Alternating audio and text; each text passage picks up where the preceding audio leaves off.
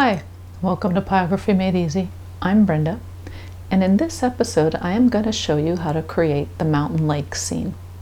So this is the first in my new tutorial series called Mini Projects, and my purpose with this series is to showcase one or two skills and show you how to use those skills in pyrography. So with the mountain lake scene, the skill we're going to be learning is zigzags. So I use the same techniques I'm going to be showing you in the artwork that I did on the Eagle Gun Stock and Trout Lake. So let's take a look at those.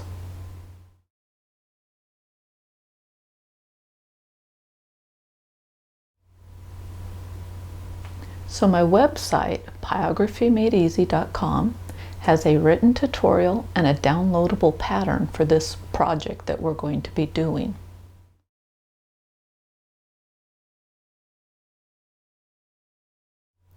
The written tutorial is going to cover some basic items like how to prep the board for burning, how to transfer your pattern to the board, and how to burn in your trace lines. I consider those really basic items, so I'm not going to cover them in this video. In this video, I want to concentrate on the skills that we're going to need to create the mountain scene. So the first thing we're going to work on are the mountains. So I want to show you a time-lapse video clip of one of the mountains being burned, so we kind of get an idea of what we're going to be doing. So let's watch that.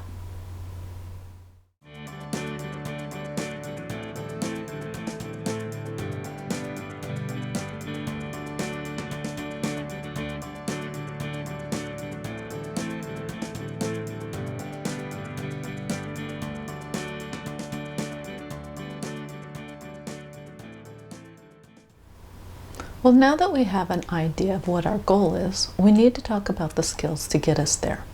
I use a zigzag burst type of stroke to create the mountains. What is a zigzag burst? A zigzag burst is a group of lines burned in a literal zigzag motion. Now, the majority of the bursts are used to create the rough, rocky texture of the mountain. But the shape of the mountain, I rely on the direction that the bursts are burned. So by shape, I mean the peaks and the valleys of it. So let's first discuss how we create that rough, rocky texture. I already mentioned I use zigzag bursts, but what I'm doing is altering how I burn them. This process is not only fast, but it gives me a large variety of line shapes, sizes, and brown tones. So how do we vary them? So one of the things that we need to vary is how close together the lines are in our zigzag burst. So here I have this photo. It has 5 zigzag bursts. So I consider each time that you stop burning, that is the end of the burst. So if we look, some of these are pretty close together, and then there are others that are pretty far apart. So you need this variety to make your mountain more interesting. So let's go to the second photo. Another thing that we need to vary is how wide the lines are in your burst. So generally speaking, when I start a zigzag burst, I start out at about 1/4 inch or 0.64 centimeters, and then I usually shrink it from there. So let's look at this photo. So I'm starting out at one length and it shrinks up. I mean, you keep them the same length, it really doesn't matter, but what is important is that you vary the bursts. So if you've got some longer ones, make some shorter ones. Keep a variety going. So one more thing we need to keep a little bit of variety is the angle that we burn the burst. Now when you're working on a mountain and you're working up one side of it, all of the bursts kind of need to be in that same direction, the same as if you're working on the opposite side. But you can vary that angle a little bit on the one side that you're working. So if we look at this photo, we got some that are more vertical and some that get almost kind of horizontal. That's okay. The variety is going to add a lot more visual interest to your mountain.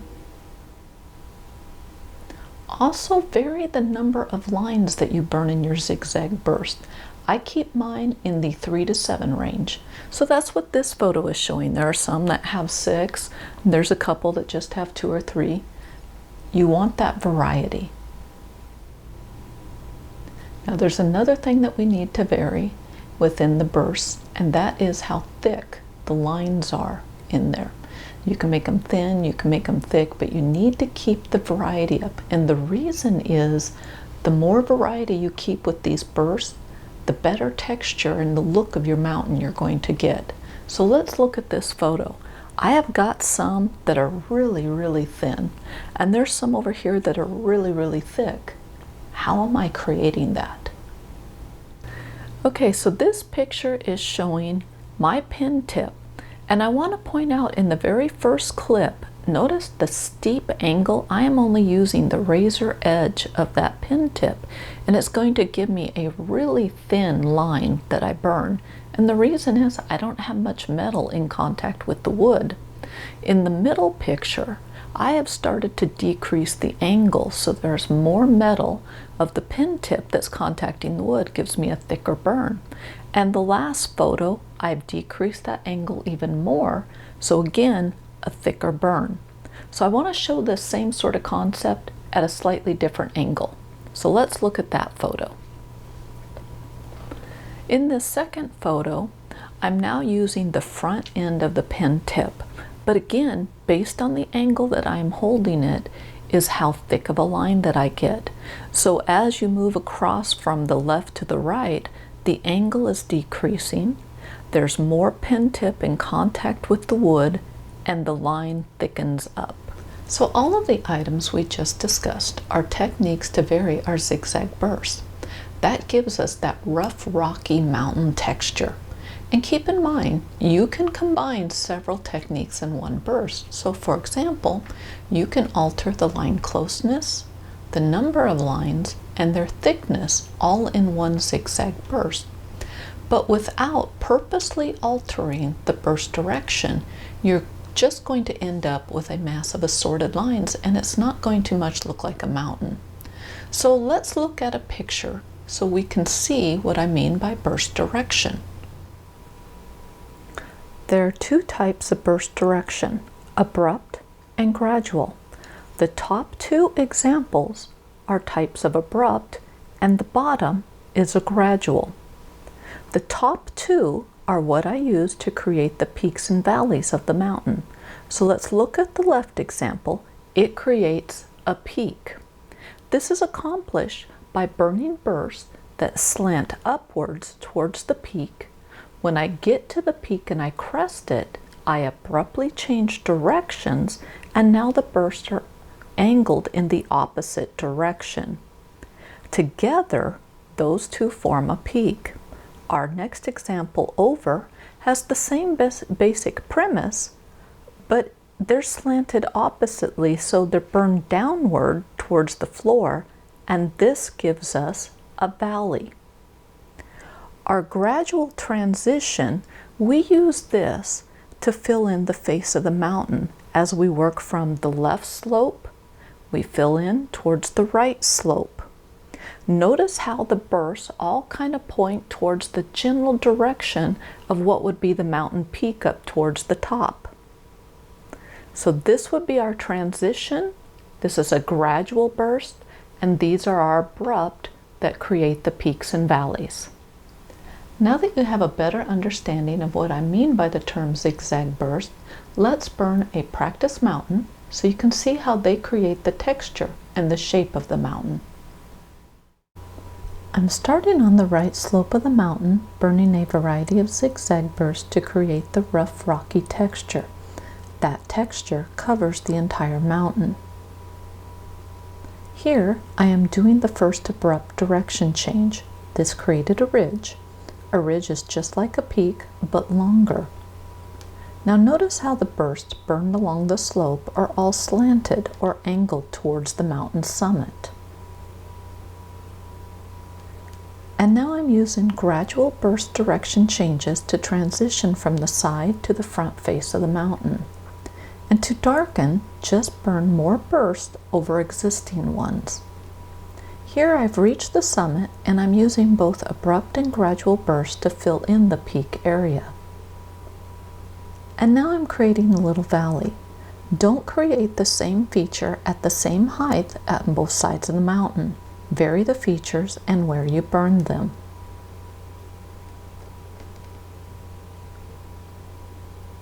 I often add dark short lines and really small zigzag bursts to create the look of tiny cracks. And now I'm continuing to create the look of the mountain by burning a variety of zigzag bursts to give it texture and shape. Dark areas, like the one I'm working on, appear shadowed or recessed into the mountain's surface, whereas the ridge on the right slope of the mountain appears elevated from the surface because it's paler than the surrounding area. So I continue to burn an assortment of bursts on the left slope, and I want to point out that they also are angled towards the summit of the mountain. Now notice the abrupt direction change I just did. I'm creating a new mountain, and I'm going to put a little small peak between these two larger mountains.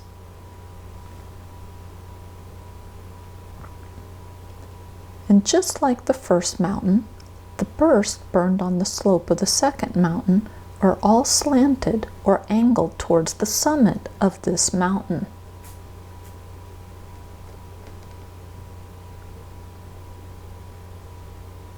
Now notice the dual peaks. They were created with a small abrupt change and some additional darkness. Even little changes can create visual interest and add variety to your mountain. Now I just continue to create the second mountain by using a variety of zigzag bursts to give it shape and texture. Also, as I'm working on the left slope, notice that its bursts are also slanted towards the summit. This is what gives your mountain that pyramid shape to it. Make sure to use gradual direction change bursts to fill in the front mountain along the base of it. And often, the last thing I do is to darken up a few areas here and there and add a few more cracks by burning dark short lines and really small zigzag bursts.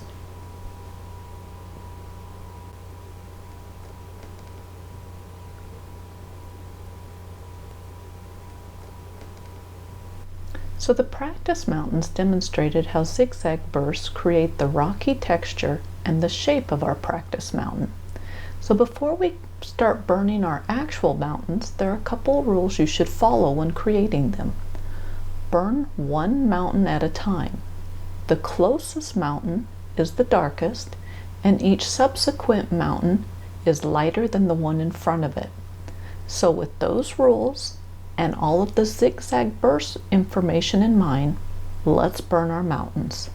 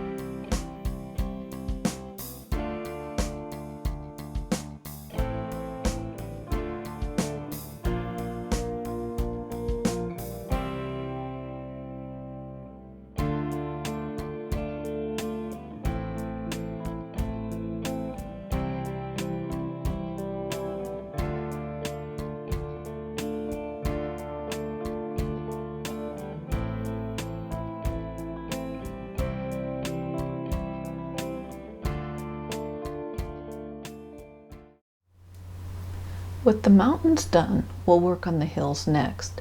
The majority of the hills are covered with trees. The trees are created using a horizontal zigzag burst. And since these are burned differently than the mountain, let's create some practice trees. First, burn the tree trunk. Then starting at the top of the tree, begin burning horizontal zigzag bursts. Increase the width of the burst the further down the tree you go. Don't try to burn it all in one continuous burst. I burn 2 to 7 lines and then I start a new zigzag burst. This tree is in the front and so we see all of it. I consider this to be a main tree. When you start a new tree, don't burn it on the same horizontal line as the other tree. Visualize a hill and think of this tree as being located further up the hillside. This tree is another main tree because you can see all of it. I tend to burn 2 trees and then I fill in the area between them. This tree is a little further back, so I made it slightly darker. The further away the trees are from you, the darker they appear. This 4th tree is what I call a filler tree. You don't see all of it. It fills in the area behind the main trees. When you create filler trees, don't let them overlap onto the main trees. Like the mountains, there are a couple rules to follow with the hills.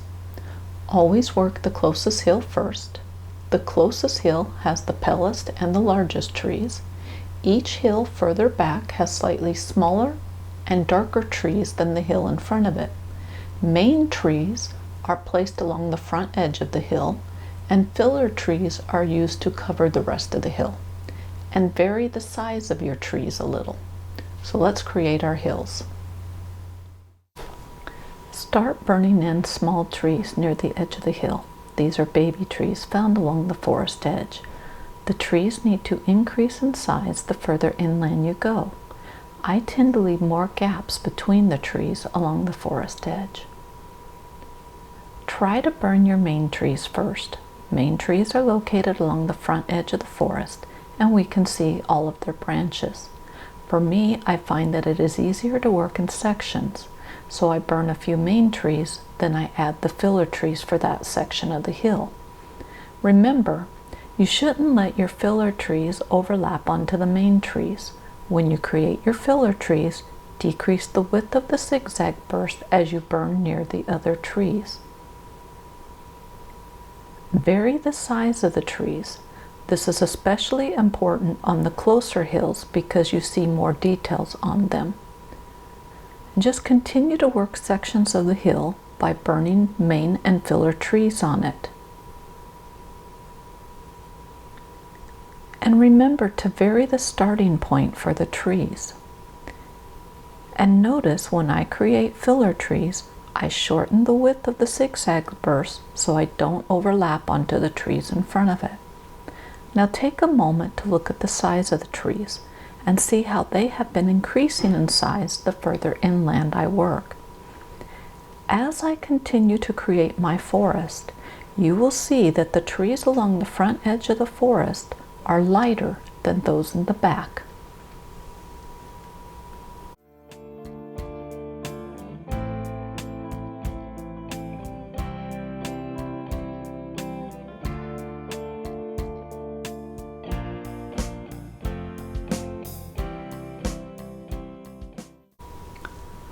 Rotate the board and burn a dark line along the bottom edge of the hill. This line represents the dirt or mud and is the transition line between the land and the water. The board is rotated to keep the pin tip in optimal position.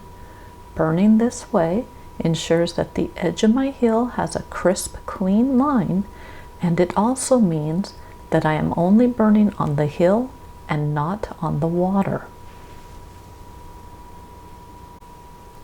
To finish the hill, burn the rest of it so that it is tan in color. This will represent grasses growing on the hill. Don't worry about making it uniform in color, as any variations will add to the overall look. Lastly, add a few subtle shadows under the main trees.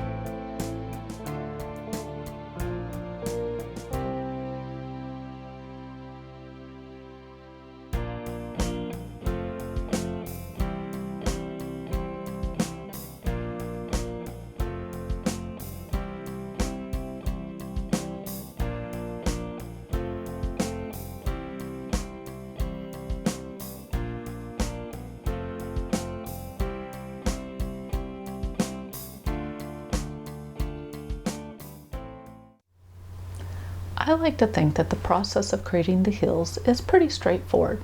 Tedious, but straightforward. We have one last hill to take care of, and it's going to get filled with vertical zigzag bursts. Why?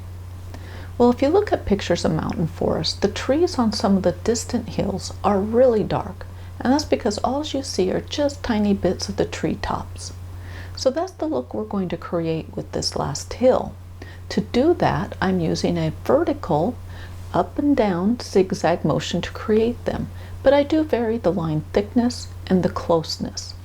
Also, if you end up with a few paler zigzag bursts, that's okay. Now, one thing to keep in mind, if the vertical zigzag burst isn't working well for you, just burn in lots of vertical lines to fill in this last hill. Just remember to vary them so they have a different thickness and some spacing.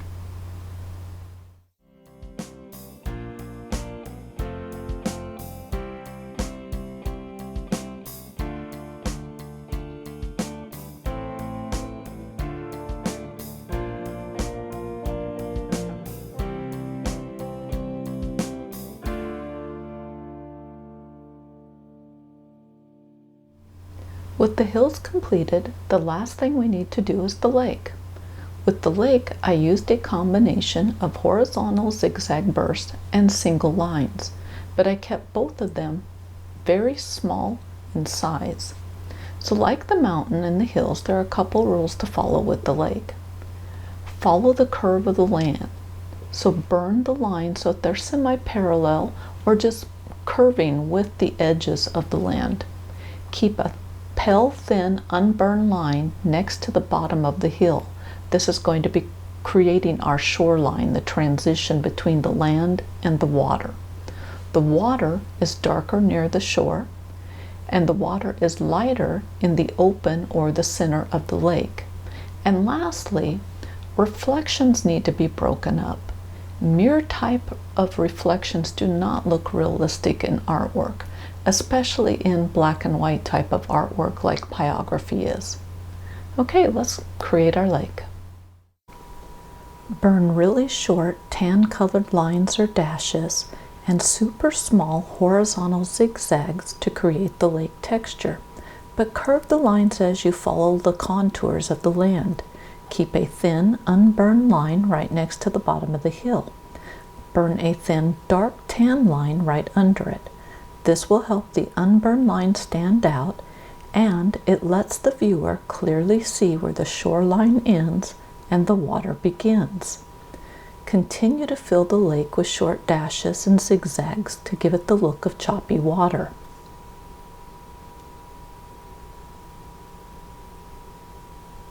I find rotating the board makes it easier for me to burn the water near the top of the hills. I burn the water so that it is darker in color than the hill is for contrast.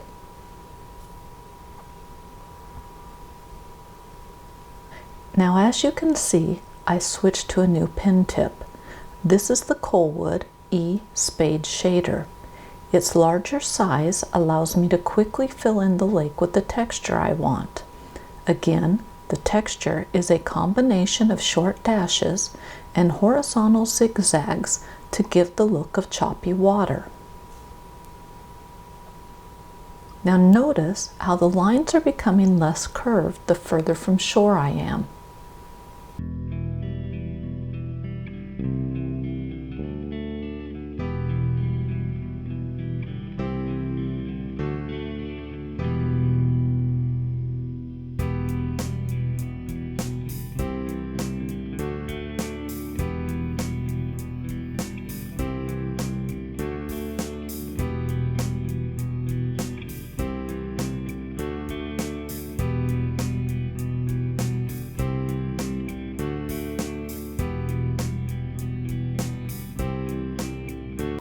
As you can see, I'm back to my regular pen tip, the Colwood Tight Round J. This tip is easier for me to control, so I use it to do the fine details like the dark tan line near the shore. Now looking at the lake, you can see how the water is darker near the land and how the water becomes lighter in the open or center of the lake.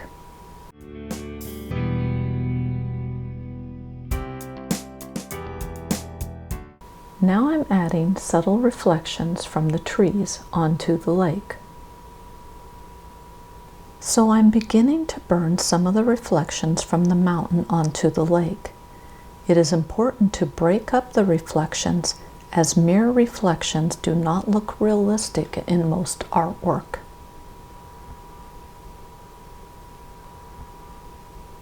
Lastly, I'm just darkening the tree reflections a little bit more. Well, we're done burning. The mountain lake artwork demonstrates how to use zigzag bursts to quickly create texture and shapes. Now I'm going to readily admit that just the mountain lake artwork is probably not something you'd want to hang on the wall. And that's okay, because it wasn't intended to be used that way. Instead, it's designed to be background filler. I have written several tutorials on birds, but the birds are in portrait form. And by that I mean it's just a bird on a perch and very little else. So you could easily combine the mountain lake with one of those birds to create a beautiful scene. So just click on the tutorial page of my website, Pyrography Made Easy, and scroll down and you'll find the bird tutorials I've written, along with a host of other tutorials. And, as I've mentioned before, there is a written tutorial for this project and a free downloadable pattern. I've included the link to the article in the comments below. Well, our tutorial is done, and I hope that I provided you with some useful information. Now, I want to point out that this is my first official YouTube tutorial, so I would love to know what you think about it. I mean, I'm creating these for you. So my goal is to help you learn the art of pyrography, and if you have ideas that can help make future videos better, please share them with me. Well, thank you for watching my video, and I hope you'll subscribe.